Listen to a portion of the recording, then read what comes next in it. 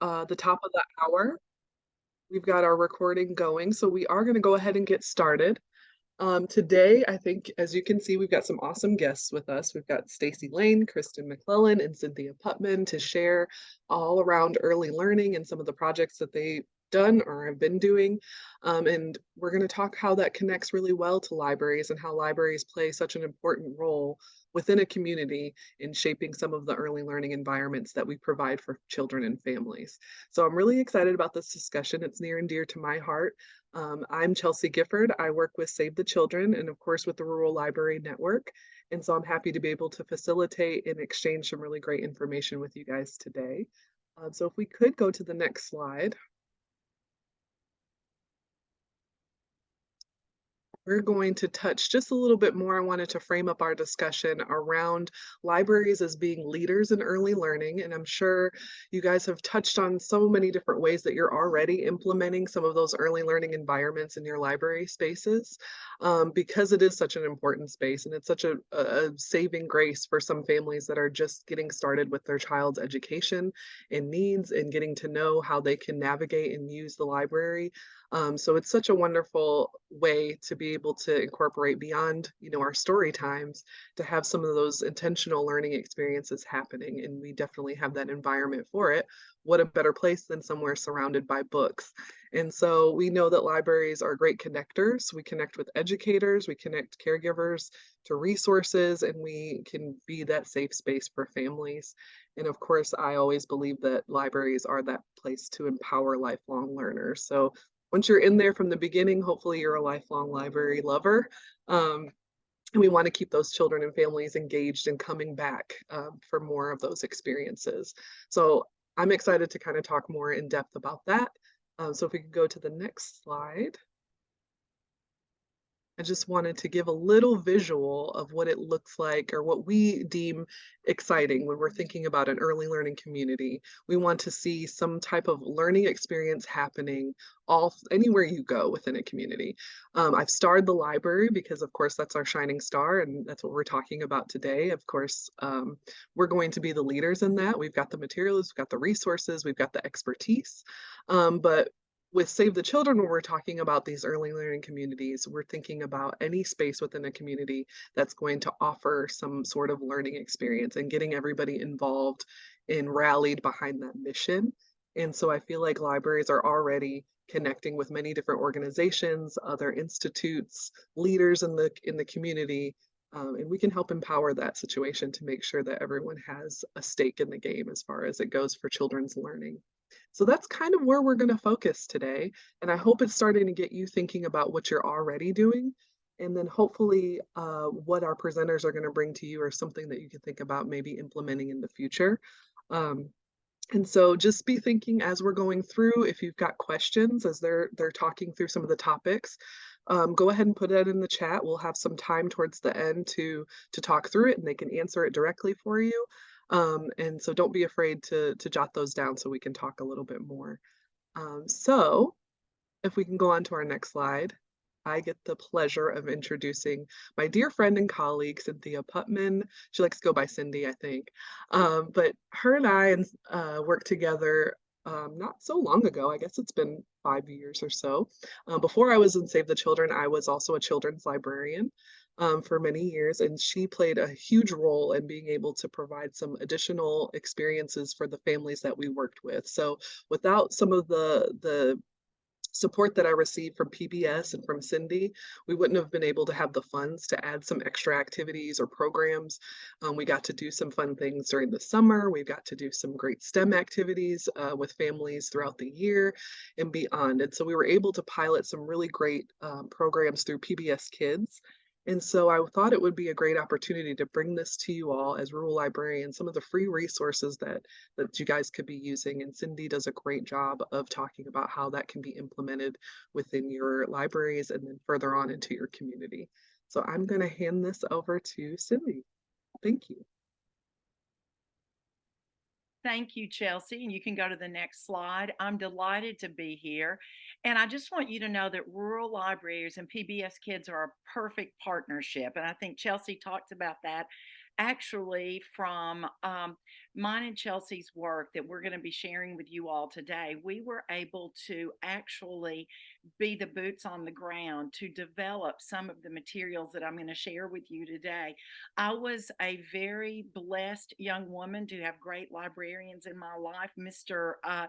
Farrell, my principal, made sure that we had wonderful librarians at my elementary school, and then I had wonderful librarians at our local library here. And now I have two little granddaughters that we take to the kids' library, where, the children's section where Chelsea worked. And it was always fun to go to the library, and it's still fun. So thank you, librarians, for creating those lifelong learners and those lifelong readers. One of the things that Chelsea and I were able to do between 2015 and 2020 was work with PBS Kids.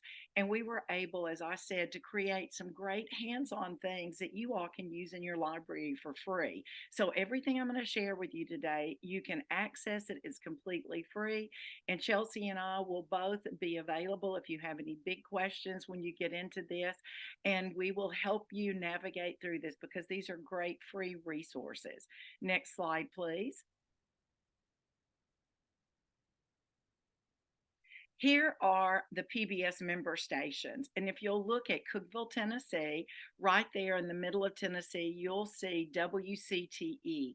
WCTE is the PBS station that I had the partnership with. I was an elementary school teacher, and my director of schools took me out of my classroom because I'd worked part time for WCTE for about, 15 years doing educational outreach. So he took me out of the classroom and partnered me with our PBS station, and they are actually implementing that in some of the other PBS stations. This relationship that we had across the United States. So I was able to leave the classroom and work with PBS Kids and really design with Chelsea's help and with the help of the families and the students that we had at the library some of these great PBS programs. But if you can find your state in Alaska, you have Alaska Public Media and you have the great PBS program Molly of Denali.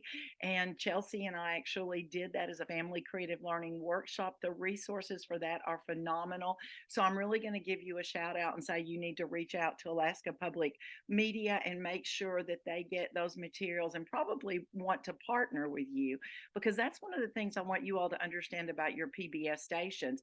They want community partnerships. They are looking for community partnerships, and the rural libraries are the perfect partnerships because you all are boots on the ground. You're working with the families, and you are really having an impact in your community. So that's just a little bit about PBS. If you'll see, let's look at Wyoming PBS. You see the little grid there. Wyoming is a statewide network. That means it's under one umbrella of PBS. Actually, in Tennessee, we have six separate PBS stations. But when you in Kentucky, we have great friends there. That's a statewide network. So I can help you find out who you need to talk to. But most PBS stations have a Department of Education, an education director, an outreach and engagement person. So just know when you reach out to them, tell them that you saw a presentation about PBS Kids and you're interested in learning more. Next slide, please. So, one of the great things that we know about PBS is that parents really say that it prepares their kids for success in school. So, 84% of parents said that, and 82% of parents agree that PBS Kids is a safe and trusted source.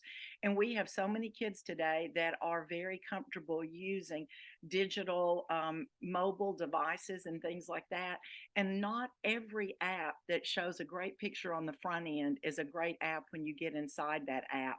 So PBS is a very safe and trusted place. There's all kinds of research on this. So if you want to have the marketing research, you can look at that. But I know as a parent and as a grandparent that I feel really safe when my kids are on the PBS Kids apps, when they're watching the PBS programs, because all of that research is designed to make sure that those programs are meeting their learning realm where they are. So a PBS program that's developed for a 3-year old is not going to look the same as a PBS program that's developed for a 6-year old. Next slide, please. The target audience for PBS Kids is ages 2 through 8. And you can see that wonderful picture of Chelsea and I and another one of our colleagues. These were some of the programs that we worked with. Odd Squad is a wonderful PBS Kids program, and we have our family and community learning workshops, and all of those resources are online. The work that Chelsea and I did was the Ready to Learn initiative. It was funded by the U.S. Department of Education's Office of Innovation and Improvement. So we did that grant for 5 years, and during that time, they would create a show and then they would send us very raw materials about that show. We would implement that with families in family and community learning workshops. And then we would send back to them, this worked beautifully. This was too hard. This didn't take enough time. This took way too much time. All those kinds of things. And I look back, Chelsea, everything we did was handwritten. And I know that was just in 2015, but it was like we weren't really even using, Google Docs or things. We were just sending them back written notes about this worked, this didn't work. So you can Google Ready to Learn and find out more about it. But all of the materials that we're going to be talking about, we created during this Ready to Learn initiative. Next slide. One of the new shows is Rosie Rules, and PBS really celebrates diversity. We have a great show called Alma's Way, and it's about a little girl that's from her family from Puerto Rico that live in the Bronx. Rosie, we have wombats, we have all these wonderful, great new PBS Kids programs.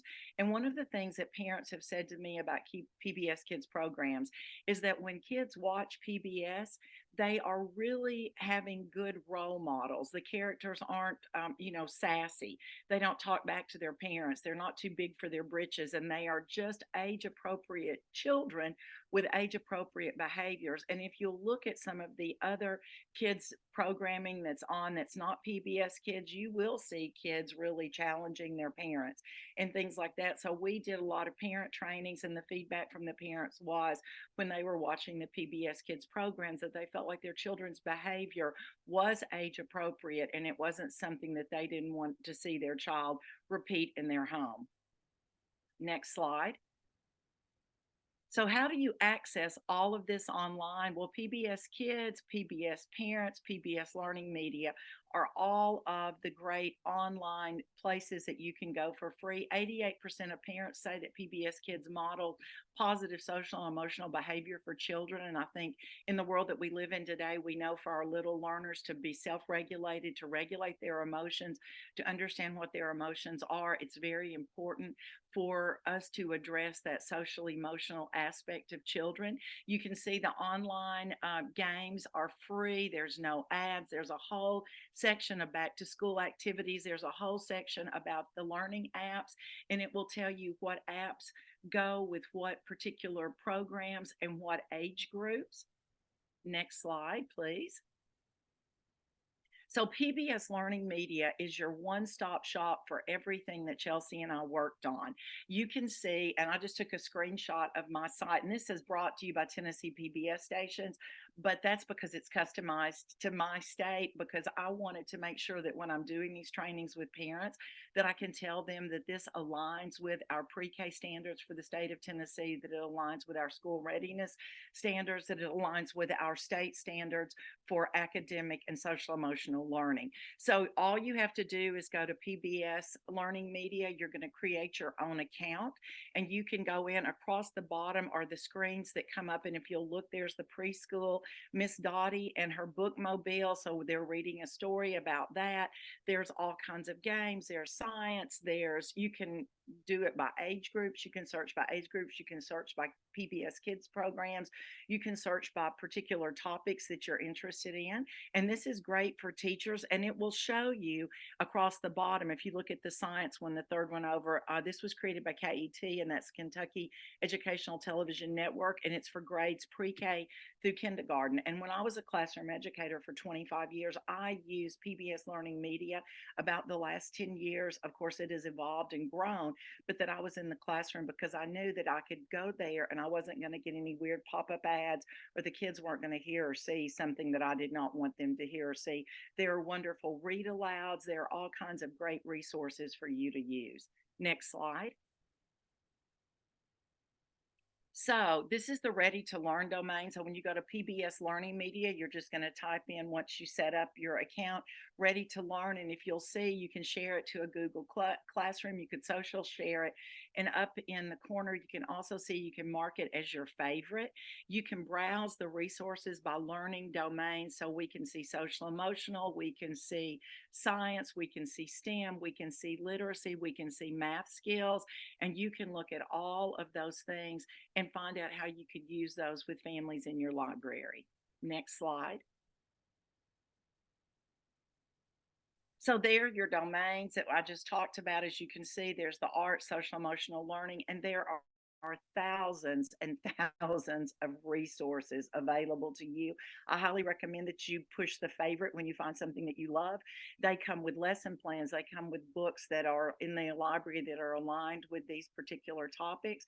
They also come with these really, really great little handout sheets, well, that you can't really see, but that we're going to talk about, that gives you a follow up of ways to help parents extend the learning at home. Next slide. I feel like this one needs a drum roll because these are the things that Chelsea and I not only worked on, but we implemented in our local Putnam County Library. And we are in a very rural area. And then we were able to travel to some of the other areas out where there's like 14 counties in the rural area of the Upper Cumberland where we live. And Cookeville is kind of the hub of that, right smack dab in Middle Tennessee, halfway between Nashville and Knoxville on Interstate 40. So we were able to create these facilitators guides, and this is like a scripted lesson. It's going to tell you everything you need, how much time you need, how you need to do it, when you can do it, what the follow up is, what materials, what food we're going to have. And we got a lot of food donated. Of course, we had the grant, because what you want to do is bring the families together and they're going to eat together. And if it's in the morning, they're going to have a little brunch. If it's in the afternoon, it'll be more like after school snacks. If it's in the evening, they're going to have dinner. And these sessions are 4 sessions. Now, we did those sometimes when we had a ton of energy in the summer, back to back. So we would do a Monday, Tuesday, skip Wednesday, and do a Thursday and Friday, or a Monday, Tuesday, Wednesday, and Thursday, because we are in an area where a lot of families attend faith based organizations on Wednesday evenings. So we wanted to make sure that we were family friendly. Ask your families when the best time for them is. So many times we come and we bring ideas and we bring things that the families maybe really don't need. So ask them, when is the best time to have this? Would you like to do this on a Saturday morning? Would you like to do this once a month on the second Saturday of the month? But you can see we did Molly of Denali. There's an overview of the family creative learning and community learning. Ready, Jet, Go is all about space. And there's a lot more of these. I just pulled the ones that Chelsea and I worked on. The Play and Learn Science is an app. And so it's all hands on. And it is true family engagement. It is not us asking families to come and us modeling for them, how to work with their child. It's putting them in the driver's seat and showing them how to work with their child and showing them things that they can do to extend this learning at home. There's the cat, and the cat knows a lot about that. All the fun PBS Kids programs. So when you go to PBS Learning Media, you just Google this family and creative learning in the search bar, and it will pop up, and you can look at this and you can find out everything. And for instance, the Play and Learn Science, 2 of the great books, and I know you guys can't see, but it's Ada Twist, Scientist, is a book that goes along with it, and also Rosie Revere, Engineer. So if you're doing this in the library, you can have a wonderful. Chelsea was the world's best at doing a great display with books about the themes that we were going to use. Some of the books that were recommended in the facilitator guides, but some books that she just knew would be really great for her family. So we would have those books out and really encourage them to come to the library and extend the learning that they had learned in the family and community creative workshops outside of those workshops. Next slide. There's also, if you're working with littles and you're doing like a mom's group, Life's Little Lessons, a PBS Kids Learning Kit with Daniel Tiger. Great social emotional, great little clips of videos that you could show for about 2 or 3 minutes to a child and their parent, and then pull out what the learning lesson was from that. Next slide. Sesame Street and Communities, all of these resources are free. Sesame Street and Communities is great for little learners. And when I say little learners, I usually think birth to about 6 years old is where that really falls in, because I think there's all kinds of resources here that you could scaffold and use with the families and with the kids that you're working with. Next slide. Sesame Street Communities, as you can see, this is in the PBS Learning Media. All the activities are down the side. I have marked that as my favorite. It will show you at the top, there's 18 media clips and media galleries that you can look at. There's 15 videos, 3 documents, and all of these resources are in English and Spanish. So if you're looking for that to be able, and we have a lot of our families in this area are Hispanic families, but a lot of them are from Guatemala, so they don't speak English, they speak in a dialect. But we found that having things available in Spanish, because they don't speak traditional Spanish, was really, really great for them, because I think it makes them feel like that they are a part of this community, even if we knew that they didn't really read in English or Spanish. And it was interesting, they always wanted the English version of the book. We would give them the Spanish version because a lot of the families that we were working with, especially our Hispanic families, the parents were learning to speak English. And what's a better place to learn than to use really great quality children's books to access those beginning language skills. Next slide. So we know that knowledge is free at the library, just bring your own container. But the one thing I want to tell you is knowledge is also free with PBS Kids. PBS Kids, PBS Learning Media, PBS Parents. You could spend days just looking at the resources and deciding what you wanted to use and how you want to use it. And I'm just going to suggest that if you decide to do a family and community learning workshop, maybe you just do one session and maybe you spread it out, or like Chelsea said, maybe you do it in the summer.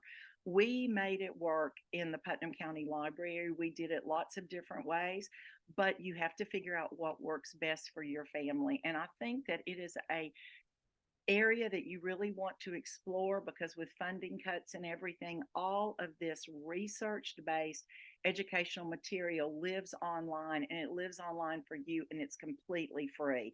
And you have a public television station in your neck of the woods that is dying to work with you.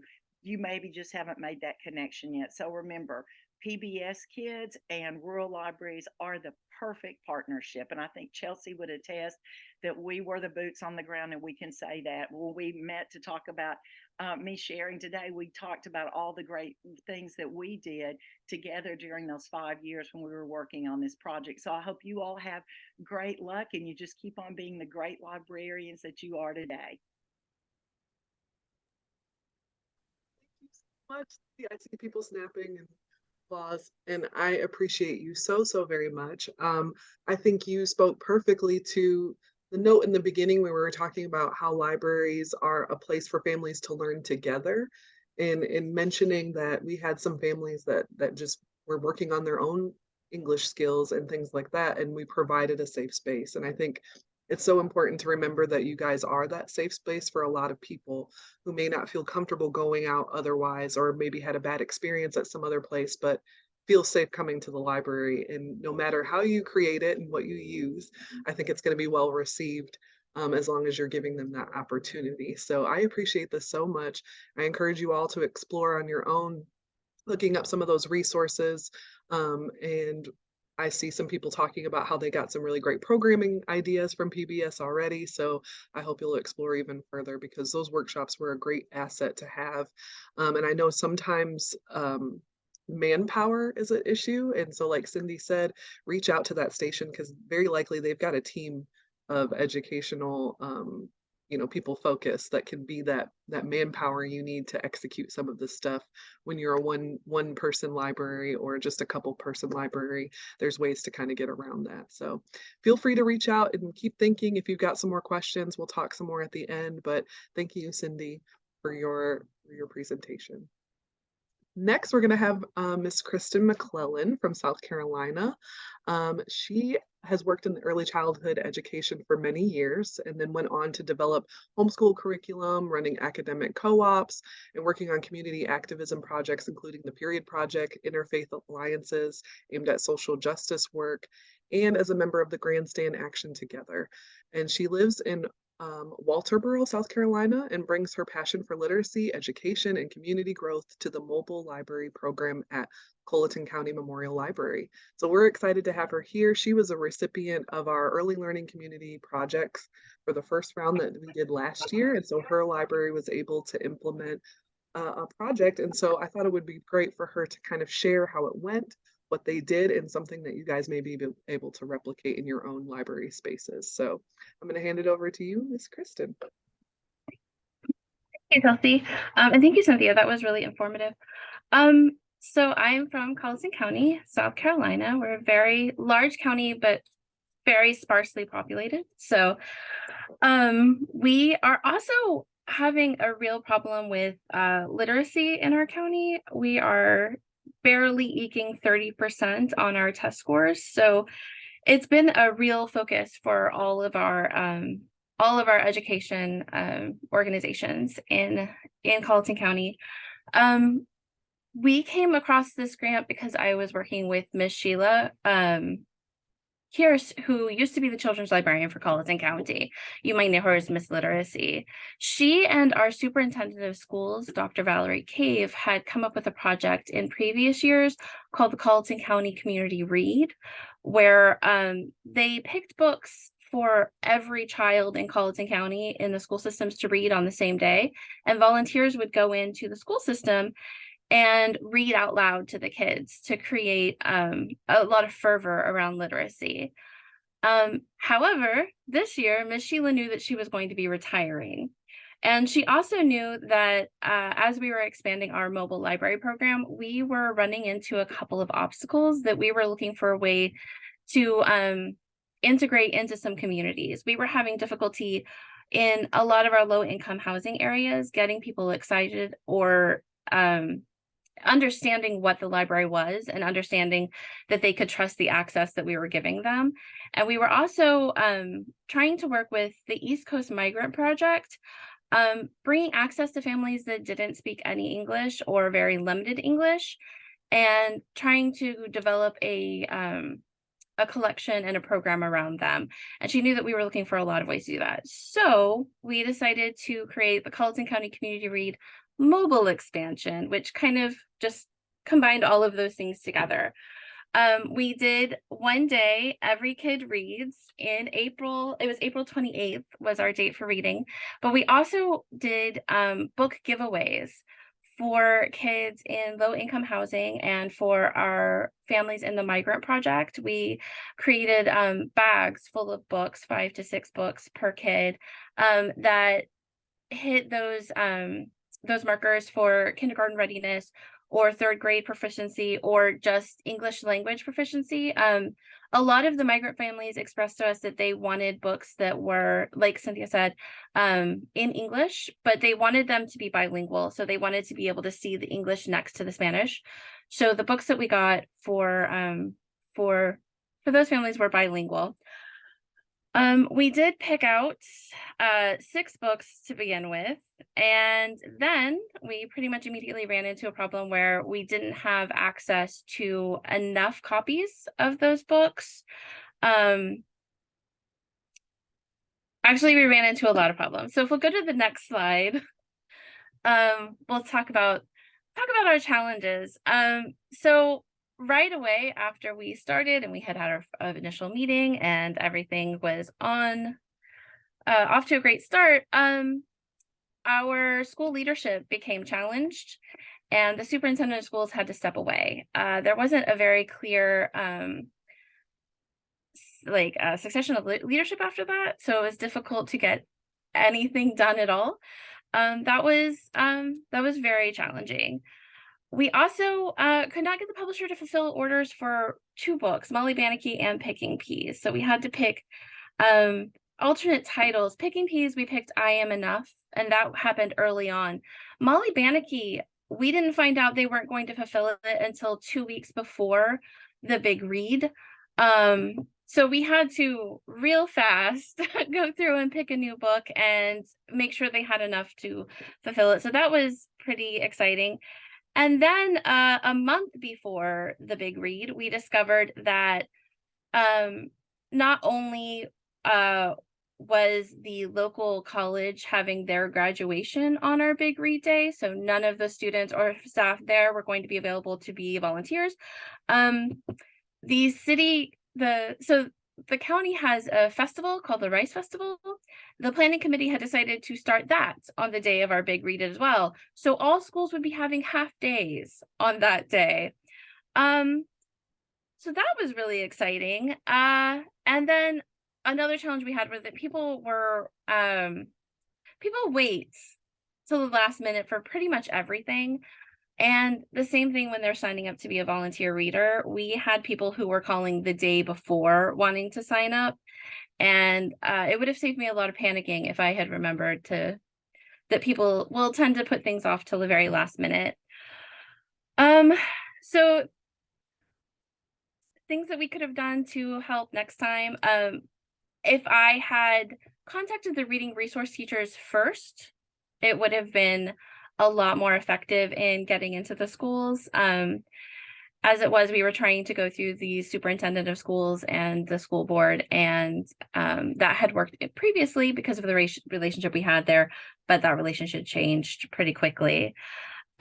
Creating an incentive for earlier sign up to avoid that last minute stress for volunteer readers would have been a really good idea.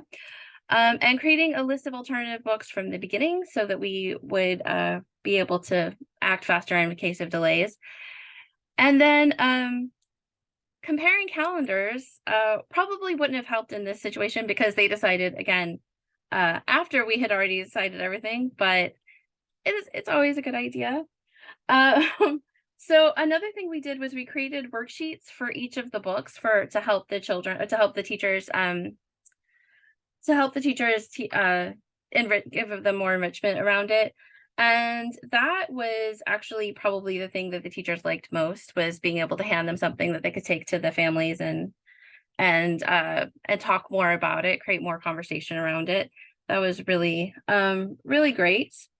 And then another thing that we were really focused on was trying to get community leaders into the classroom, specifically community leaders from areas that we wanted community leaders to go to the schools that they wouldn't necessarily be most associated with. So the lower income schools, the schools that were further away, and having them be able to get face to face with these kids was really important to us. That was something that we got a lot of feedback from our volunteers, that it was that it created a lot of great connections. We had people calling in asking if they could do it again the next day. So that was really good. And let's see, next slide. Sorry. And let's see. So on the day of, we did have all of our volunteers go in. They took the book. They read to a classroom. We had AHEC come in and read to homeschoolers in our area, and they actually went through all of the books when they read in the library. And you can see in the middle picture there is one of our kids doing one of the worksheet packets for, I think, Big Green Monster, Go Away Big Green Monster. One of the other challenges we had, and one that is really easy to rectify, we should have assigned a photographer to every school and location. We did not. I just didn't think of it till afterwards, and we were just looking for pictures. So yeah, in the end, it created a lot of great partnerships. We worked with 4-H. We worked with our local Save the Children. They gave us books and also radish kits, which are a cooking kit for kids. And that was something that teachers and parents really loved. It was really great. We worked with the local Chamber of Commerce and the 4-H Extension Office and the East Coast Migrant Project and several other volunteer organizations that really helped us to be able to give these books out. And then after the big read, we spent that next week giving out all of our books at the local farmers market, at local housing projects, and at the East Coast Migrant Project. So everything was really well received, and it was a really enriching program for everybody involved. And thank you. Yeah. Thank you, Kristen. I super appreciate you telling, what the idea was and then what some of the challenges could be, because I think sometimes we get really excited and these projects are big and it's an undertaking, especially when you're using and working with a lot of different partners. Things go awry very quickly. So I love that you listed that, you named it, so that if anybody were to kind of do something, they kind of have some tips beforehand to kind of make it go off a little bit smoother. But it sounds like a really awesome way to connect with our colleagues within the education system, which I think sometimes can be a challenge with libraries, because I think it seems like it would be seamless and easy, and sometimes we're still working in those silos. So I love that you guys bridge that gap a little bit in your own community. So thank you so much for sharing. And Thank if you've got you. questions and thoughts for Kristen, go ahead and pop them in the chat and we'll talk through those following Miss Stacy's presentation, who's up next. She also was a recipient of an early learning community project. Stacy comes from a retail management background, which I didn't know, Stacy. I love these little fun facts. And started in libraries a little over 2 years ago. She recently graduated with her MMLIS from the University of Southern California. And Stacy loves reading, collaging, and a good massage. Me too. Me too. She can be found perusing thrift stores or yard sales in her spare time. She loves all things library and youth services, and she resides in Delaware with her husband, their 2 children, 2 dogs, and 1 cat. And I also will mention that Stacy is also on the Community Advisory Council for Rural Library Network, so she plays a really important role too with helping get all of our ideas going for RLN. So we thank you for that too. And I will hand it over to you to share about your project. Thank you so much, Chelsea. I actually sent you an old bio, I guess, because I've been working in there for 4 years now. And when you read it, I was like, oh my gosh, I have to change that up Oops, a little bit. No, you're sorry. fine. No, it's not your fault. It was mine.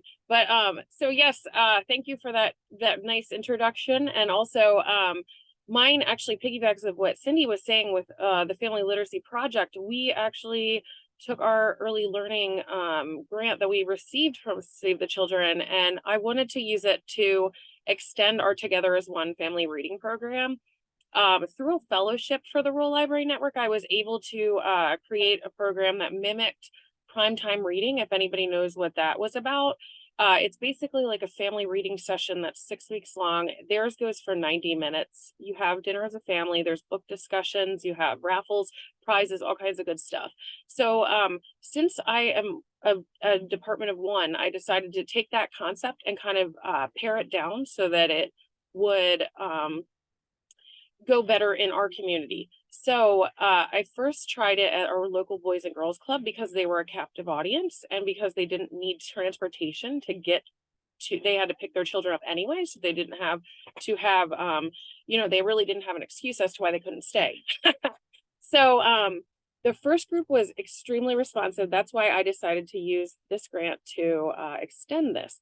While the second group, just like Kristen said, there were a little bit more challenges with that. So for the first group, we had like 70% of the families actually that said that they would they read more at home, that they read together as a family. Well, the second group was a challenge because we moved it to the library to have more space and to get the kids more comfortable and acclimated to using the library. The families that we chose from the Boys and Girls Club were the ones that returned as well because they were, and it was a different session that we did too. Well, that was the most that came. Like we had one new family in addition to them, and it just wasn't getting the responses that I had got the first time and that I was really looking for. So I decided to pivot halfway through, which, is just really fun to do, especially when you don't expect it. But if you turn to the next slide, I'll show you what I changed it into because it turned out to be a thriving success. So, so what I decided to do is instead of having one group of sessions that goes for 6 weeks, I decided to spread it out and have different activities over the course of summer that were family focused and involved reading. So we called it the Passport to Family Summer Fun. And the families would get a a sheet at each of these specific events, and they would get a stamp on it, and then they would keep their passport for the entire summer. And then at the end of the summer, they would get entries into prize drawings based on the amount of the specified events that they came to. So the prizes at the end were very big. Like, we're going to give away an Xbox. We actually haven't done that yet. And and some of the events that we did were a family literacy day where we invited local authors to come in and read their books, and each family would get a copy of the book. They would be able to get it signed. We got authors that looked like them, that they were able to see that that wasn't without their, it was within their reach, and they were authors of several books. And one of them is actually an 11-year-old girl that she was the youngest author in Delaware. So that was a really neat opportunity for the kids to have. And another thing we did was a family town scavenger hunt where they were able to learn more about the town, and also just reading fun facts about the town. They all got free books at that. We have our annual block party, which that wasn't necessarily part of it was part of the Passport to Family Fund, but not necessarily part of this grant. But we were able to I was able to use local partnerships to include that in our passport, and have them it kind of drew more hype because of me being able to hand out the passport at the block party and say that was like the kickoff to our summer reading and our fun that we were going to do that summer. And the last one we just finished was a family Lego challenge where they got a random assortment of Legos, and they had to build something with what they got, and then the community as a whole would vote on it, and then the winners would receive prizes. We've done that twice now, and this was the biggest of the two that we did, and it was still just as successful. We had a waiting list for these events because they were just so excited to be at this event. We always included food at each event because that, in a food scarce community, that's something that will get people there. And if you're interested in hearing more about that, I'm actually going to host at Arcel with a colleague about living in a food scarcity area and how we navigate those challenges. So basically, like I said, it turned into a success. But I understand with Kristen because we had a lot of challenges as well. And I think, just being a librarian and being able to do that, really, says something that we know our community, that we're able to do that very quickly. You can go to the next slide because I'm going to tell you a little bit more about our partnerships. So what came about with this that I got was partnerships with local and statewide organizations that I normally don't have as much traction with. One of the things that we have in our area is each county has a family newsletter called Macaroni Kids, and it is hosted by an independent contractor, I guess you'd say, but it's a girl that lives in that community, or a guy person, that they send all the events in our community out as one newsletter weekly. So we were able to get that on ours. It is nationwide, so you might want to check about that in your area. We were able to get a great partnership with our United Way of Delaware office that we still have to this day. Local partnerships like our Fag Farms, that's a local family that hosts a program monthly we call Library Makers. They hosted at our block party, they hosted a petting zoo, and the monthly programs range from anything from growing microgreens to making goat soap, things that an agriculture area are interested in. And what we learned from this is that we made kids more comfortable in the library and with our staff members. And that really says something because, as everybody knows, libraries have become more of a customer service business than they were in the past. And with the kids being excited to come into the library, it helps us do our jobs better. We're able to get new families involved in the programs that normally wouldn't be involved, or that they would come into the library more because we were trying to change around the times and the days that we did stuff. That in turn made everything manageable for everyone, our staff, the families in the community, everyone. And it was more cost effective this way. We reached more people more often, and we're definitely doing this again next summer because not only was it successful with, we had a lot of money from our grant to do this. We are very appreciative of that, but it's something that can be done on any budget.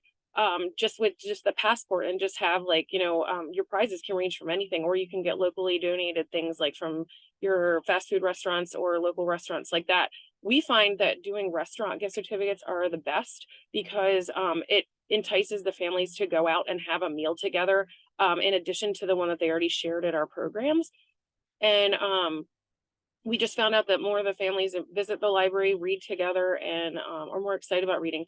Our summer reading this summer was percentage wise one of the best ones we've ever had. So with that said, thank you very much. And if you have any questions, let me know. Stacy, you did great. And I love the call outs to the partnerships from everyone. I think across all your presentations, you've all highlighted how important it is to have those partnerships with our local agencies and community groups and volunteers, because a lot of this stuff, you know, just requires some of that coming together and having some other people take the lead on something, maybe using the space that you have, but having an organization host the program. I love that idea of the partnerships that were involved in making this come together. So I love the call out, and your program sounded amazing. So very, very grateful for you all for sharing. I'm going to scroll a little bit. I think we had a few questions that popped up in the chat that we can kind of work through together and talk about. I did answer one, Cindy, that somebody had about each session of those, now I can think of it. Yes, family community creative workshops. Those are 4 sessions tied under the same theme, but they're standalone. So you could do one and not do the other 3. They don't really build on each other. The activities are different. It's always the same. They eat together. There's a book that goes along with it. There's a video to watch, a little short video, and those are all on PBS Learning Media. There's a video that they watch, and then there's an app that there's a game that they play, and then there's always a hands-on for the families to work together. So whatever the big hands-on is, and then there's a share time, and then there's a wrap-up. And so it really gives a parent an opportunity to be really engaged with their child. Thank you. I hope that answers your question a little bit further. I can't remember who had said it. It's kind of, Desiree. And I also mentioned too that they're pretty adaptable. Like we played around a lot with timing and like we had mentioned before, surveying and finding out when the best time is for families. It's always the hardest part, I think, about programming in general is finding the right time in getting them in there or get to them. So just trying to find what works for most, and then maybe altering it as you see fit for those families. All right, and then I saw a question for Kristen. How did you think about inviting the AHEC to participate in your community read? Regina thought that was a really great idea. We actually have a great partnership with our local AHEC. We Miss Sheila had been working with them for a while, and it's a really small town. So she had actually worked with the newer leaders of AHEC when they were children at the library. So it was kind of a natural fit to just to bring them in, and they were really excited to work with us and to do it. So yeah. And stay off mute because I have another question for you from Emily. Did the school librarians play a part in your Big Read programs? In some of the schools they did, and in others they didn't. It kind of depended on how school leadership worked in those schools. For instance, Cottageville, definitely they had kids come into the library and the librarian was one of the readers. In other schools, they didn't have a designated librarian, but a school reading resource officer, or not officer, another word. And they would facilitate getting the volunteers in and getting them set up in classrooms, but they didn't do anything else with the program. And this was part of the problem with school leadership, because we had a strong partnership with the superintendent of schools in past years. And I was actually only hired into this position 3 months before we started this project. So I didn't know anybody after the shakeup at the school board and superintendent's office. So that was part of the difficulty, was trying to get in and get relationships set up really, really fast. Otherwise, we would definitely have invited the librarians to come in and have more of a more of a presence. Another question for you. What is, if you could describe what is, I think you said AHEC or I said AHEC, however you say that. What is the Yeah. organization? Or do you know much? I don't, let me make sure that I give you the right thing, because I always say it wrong. It is the Area Health Education Center. And in our area, at least, they do a lot with schools and other organizations around nutrition and lifestyle and things like that.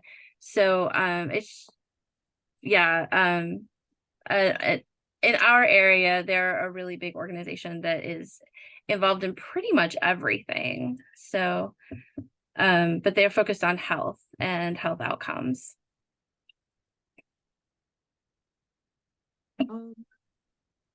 Since we're in discussion, maybe we can stop sharing for just a minute. We can all kind of see each other and talk a little bit more. Marianne, if that's okay.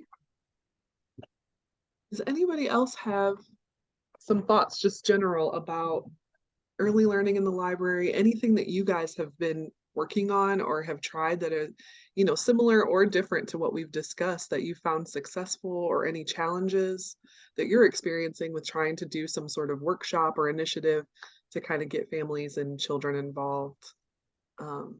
This is kind of our space to share a little bit together.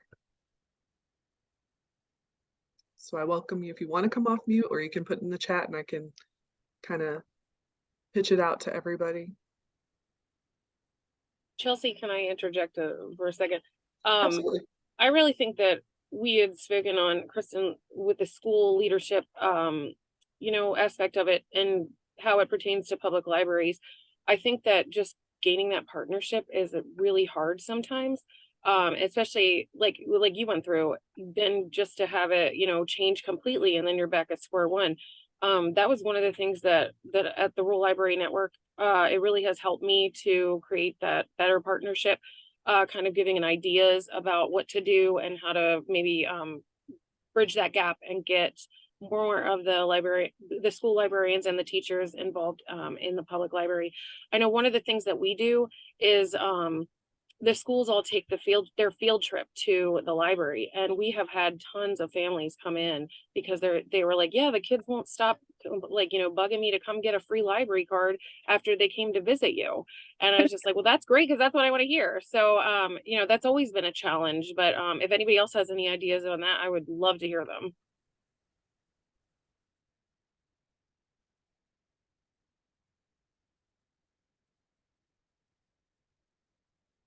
Well, actually, this year we still don't have another children's librarian. So my partner Taiwan and I are working on trying to create partnerships with the schools for the mobile library, setting up meetings with all of the leadership and the reading resource people and everything else to get the mobile library at the school, particularly some of our schools that are really far away from like the center of Colleton County, who don't have access to ready transportation to get to the library. A lot of them have never even been to the main library. So that's something we're working on at the beginning of this school year. So if anybody has any tips on, you know, pinning these very busy school administrators down for meetings and things, that'd be really appreciated. But that is something that we're looking at right now, trying to bridge that gap until we have a new children's librarian. I will note, and Desiree had put in the chat, summer seems to be a harder time post-pandemic to build family programs, and they pivoted a bit this year and built in some friendly competition between our community branch libraries and hit almost 2 million minutes, awesome, of reading recorded this summer as a result of giving communities more ownership over the program. I love that. I know sometimes as public librarians, we take on everything summer reading and we're implementing it across the board. But I love the idea of kind of handing it off to other entities to keep that going. So that's great that turned out really well. Desiree, thanks for sharing. And to your point, Kristen, yeah, it's difficult engaging. I know when I was working, I would try to just set up times like, if you've got the benefit of being able to do some outreach, just going to the actual school libraries, I would just be like, hey, is there a day that I could just come and sit with your classes and talk, or speak to a whole grade level or something about, coming to the library, or doing some remote signups, and just kind of keep putting myself out there so they can remember me, like, hey, I could probably call her if we want to work together at some point. But it is difficult. I know everybody's trying to just accomplish their own thing, and I think sometimes we get forgotten, um, unfortunately, as a good resource for educators in general. Monica shared that she works closely with family resource coordinators and after-school coordinators for partnerships. So that's a good idea if anybody's looking for ways to kind of get in there. Maybe outside of the teachers who are strapped for time and everything, maybe some of those coordinators that are working with students in different ways. And I know, Cindy, you're kind of in that sort of different role within the school district. Do you often get called upon from others to kind of do some other educational things? Not necessarily librarians, but is that something that you would be open to if somebody called for you? Yes, and one of the things I want to say is we really ought to take advantage of Zoom, because in those rural areas, teachers are happy to put you on a Zoom, and most teachers have a Promethean board, or some way, and you can read a book to a child, and then maybe you could go ahead and email the teacher an activity that she can do when it's over. But I'll tell you all a secret: the best people to be friends with in the school is the school secretary, because she's going to get you in the door to all the people that you need to talk to. The principal's usually super busy, so's the assistant principal. But if you can befriend the school secretary, and when you call her and just say, we have this really great event coming up, we have this really great program, could we come? In our district, we have back to school bashes at the first of the year. That would be a great time for you all to be there to give the parents some information. And like Chelsea said, the after school program in our district, we have Leaps in 21st Century, and those programs are really got severe budget cuts nationally this year because of funding. And so to go in to do, find out who the site director is, go in and do, read a book. Maybe if you had some extra books, you could take them, let kids do art projects with the book. Something to extend the learning, I think, really has a huge impact with the educators. But again, the school secretary, your librarian, and if you can partner the school secretary, a librarian, and one teacher to kind of be your contact people, that would really help a lot too, because then it doesn't get, because lots of times communication gets dropped between people. So if you have somebody that you can really depend on, it would make a huge difference in your success. Thank you. I knew you'd have a gem to share. Okay, and again, thank you all so much for sharing, Stacy, Kristen, Cindy, a wealth of knowledge between the three of you, and we appreciate you so much. If we can share the screen again, I just have a couple of announcements for the wider network, just things to look forward to upcoming. And we appreciate you all too for sharing your own personal experiences as well. What you guys are doing for early learning, it's important, it matters. Keep pushing. I know there is a lot of hangups and challenges that can happen when we're trying to implement programs and do things, but I think as long as we're offering something, I think it's very much appreciated by the community and will ultimately make us a better learning community. So upcoming, we've got a save the date. Just don't forget that the Rural Library Network e-Summit is going to be happening in December 6th and 7th. We'll have a couple days of really great sessions, just various topics that can be implemented in your own library. So make sure you add that to your calendar. We'll have the link and registration information coming out soon. So just look out for emails and correspondence from the Rural Library Network there. There's also a call for proposals open. So if you've got a really great idea, something around a program that you're doing, or a partnership that you're working on, something that you want to share with network members, other rural libraries, we would love to have you put in a proposal to present and share about a topic that's working really well in your area. So consider that. We'll drop the link in the chat for you guys to be able to jump in there and fill that out. Or if you know of a great resource or some speaker that you just heard at a conference or a session or something, go ahead and pass that on to them as well. because if you'd like to share that on to the broader network as well, we'd love to have them at the summit. So had the deadline for the 15th, but we've extended that to the 1st. So you got a little bit of time to think about that, think of any other speakers that you might have in mind. Next slide, please. We are right at the hour. I'm so sorry. Real quick plug for the Rural Child Hunger Summit. Rural Child Hunger Summit. That is really hard to say.